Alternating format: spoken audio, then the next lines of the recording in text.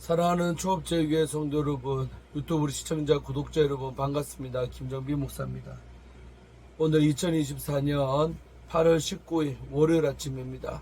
오늘도 주 안에서 좋은 날 되시기를 주 여러분 축원드립니다. 기도하겠습니다.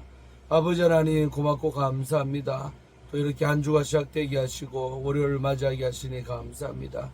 오늘 이 하루도 하나님 영광 위에 살게 하시고 또 주의 뜻을 이루며 살아가는 우리 모든 성도님들 되게 해 주옵소서.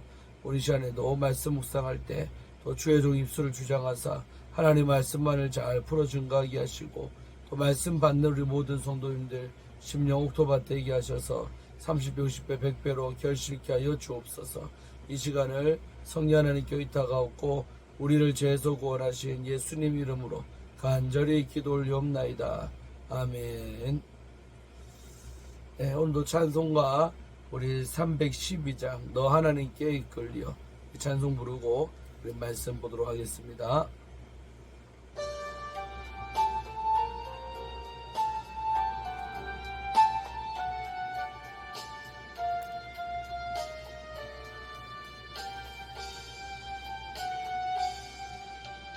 너 하나님께 이끌려 일평생 주만 바라면 너 어려울 때 힘 주시고 언제나 지켜 주시리. 주 크신 사랑 믿는 자 그 반석 위에 서리라. 너 설레는 맘 가다듬고 희망 중 기다리면서 그네로신 주의 뜻과 사랑에 만족하여라. 우리를 불러 주신 주 마음의 소원하신다. 주 찬양하고 기도하며 내 몸부림 써다라. 주 약속하신 모든 은혜 내게서 이뤄지리라. 참되고 의지 않은 자 주께서 기억하시리. 아멘. 네, 하나님께 이끌려 살아가는 우리 모두가 되기를 주의 이름으로 축원합니다. 자, 오늘부터 함께 말씀 묵상하실 부분은 우리 열왕기하 15장 32절부터 16장 4절까지의 말씀을 우리 함께 보도록 하겠습니다.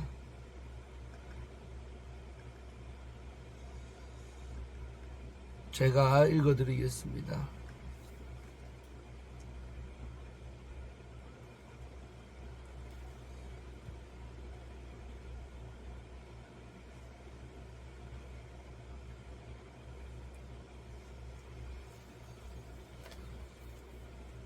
이 말씀은 하나님의 말씀입니다. 이스라엘 왕 르말랴의 아들 베가 제2년에 유다 왕 우시아의 아들 요담이 왕이 되니 나이가 25세라.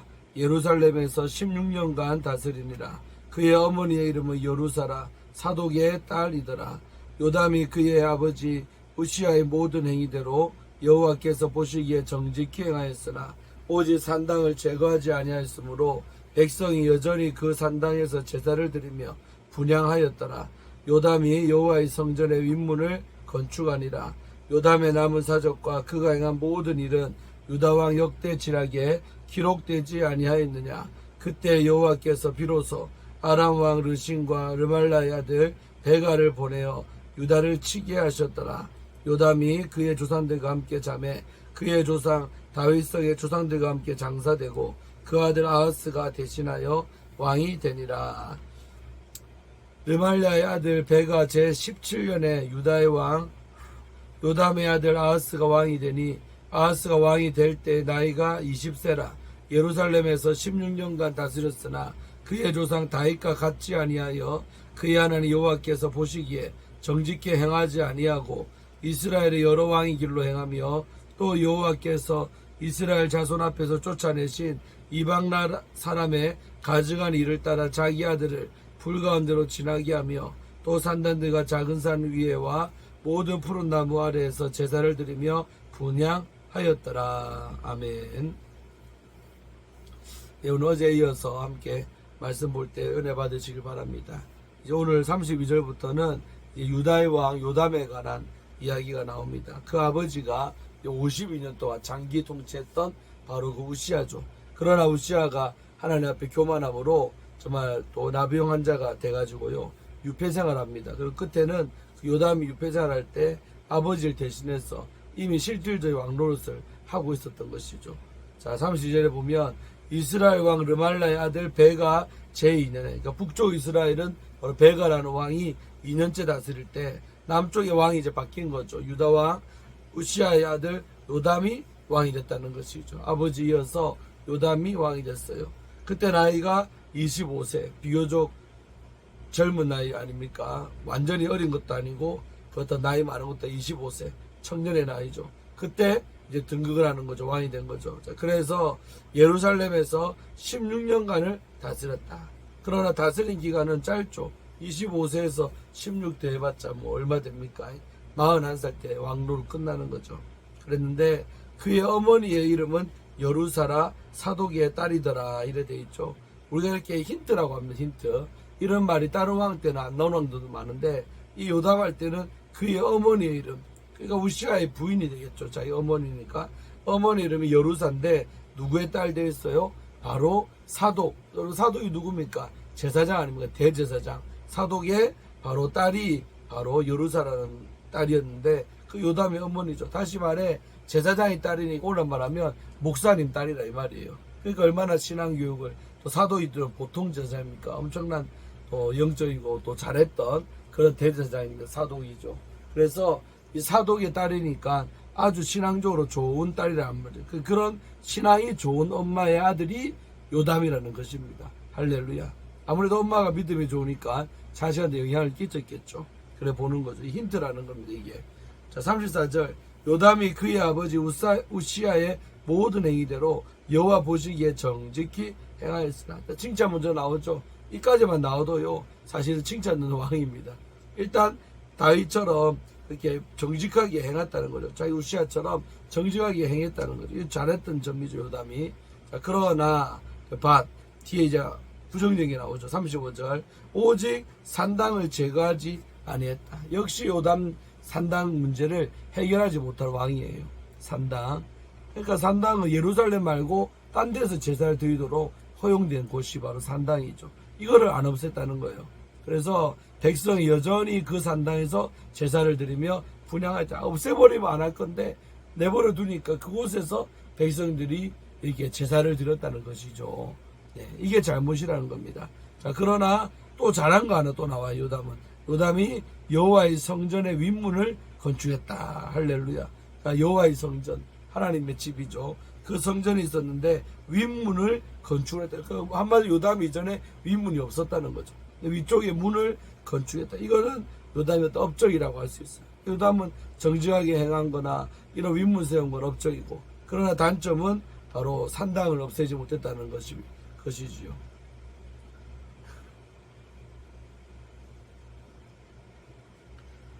자, 그러면서 평가 나오죠. 요담의 남은 사적과 그가 행한 모든 일은 유다왕 역대지략에 기록되지 않았냐. 그러니까 역대기에 그 요담의 이야기가 기록되어 있다는 것입니다. 자, 그랬는데 이제 의미심장한 두 구절이 나와요. 심장의 구절이 뭐냐면 37절에 보니까 그때에 여호와께서 비로소 아람 왕 르신과 르말라의 아들 베가를 보내어 유다를 치게 하셨더라 이랬죠. 그때라는 말이 중요한 단어입니다. 그때에 하나님께서 뭘 허락했냐면 저 아람 왕 르신과 그 다음에 연합군이죠. 북쪽에 그 북이스라엘 왕이었던 베가를 연합군을 보내서 유다를 공격하게 하셨더라 이 말이에요. 그러니까 한마디로 뭐요? 주체가 누굽니까? 여호와께서죠. 그러니까 하나님께서 이 연합군이 유다를 공격하도록 허용하셨다는 말이 되겠죠. 할렐루야. 그때에. 그러니까 여러분 우리 삶 속에 어떤 일이 벌어진다는 것은 하나님이 뭐 하셨다는 걸로 보면 되냐? 허락하셨다는 거예요. 허락했으니까 그 일이 예상 가운데 나타난 거지 하나님이 기다리시고 허용하지 아니하시면 절대로 일어날 수가 없는 거예요. 그래서 우리 이런 걸 볼 때는 우리 상관에 어떤 일이 벌어지면 하나님이 하셨구나. 하나님이 허용을 했기 때문에 우리 가정에 우리 교회에 이런 일이 벌어졌구나라고 우리는 생각하면 될 줄로 믿습니다. 그래서 그 뜻을 찾고 회개할 뿐에서 회개하고 돌이킬 수 있는 건 돌이키고 이래야 발전이 있는데요. 사람들은 그때 여호와께서 허락했기 때문에 일어난 일을 우연으로 신부하죠. 그리고 그냥 일어난 것처럼 여기죠. 그런 태도가 망할 태도다 이 말입니다. 흥할 사람들은 어떤 일이 생기면 촉각을 곤두세우는 거죠.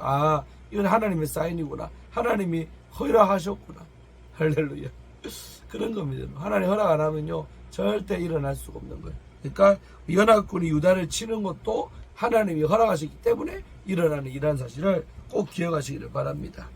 자, 그러고 나서 이제 마지막 요담에 대한 평가가 나오는 거죠. 38절 요담이 그의 조상들과 함께 자매 그의 조상 다윗성의 조상들과 함께 장사되고 그 아들 아하스가 대신하여 왕이 되었다.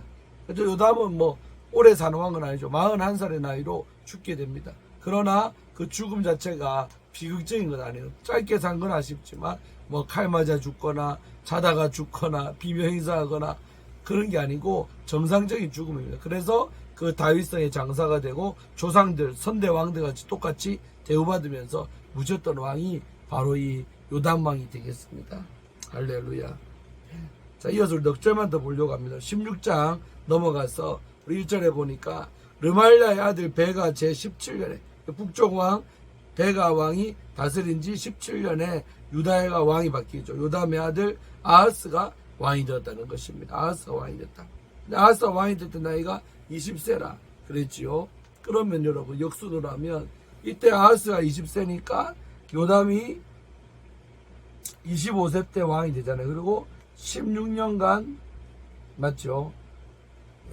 16년간 다스렸다고 했어요. 25세 때 41살. 그러면 41살로 죽었는데 이 다음 왕이었던 이 아하스가 20세란 말은 그래서 20세 빼면 20년 빼면 왕이 되기 전에 요담이가 왕이 되기 전에 이미 이 아하스가 태어나 있었다는 사실이죠.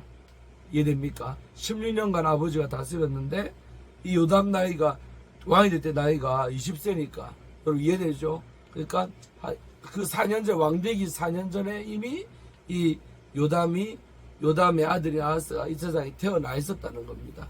할렐루야. 예. 그래서 이제 20이 됐고 왕이 될 때 나이가 20살이에요. 그 아버지는 25살 때 왕이 됐고 이 아하스는 더 어린 나이인 약관의 나이죠. 20세 때 왕이 된 거예요. 그리고 예루살렘에서 16년간 다스렸다 돼 있죠. 그러니까 아버지 요담이나 또 이 아들 아하스나 똑같이 16년간을 다스렸어요.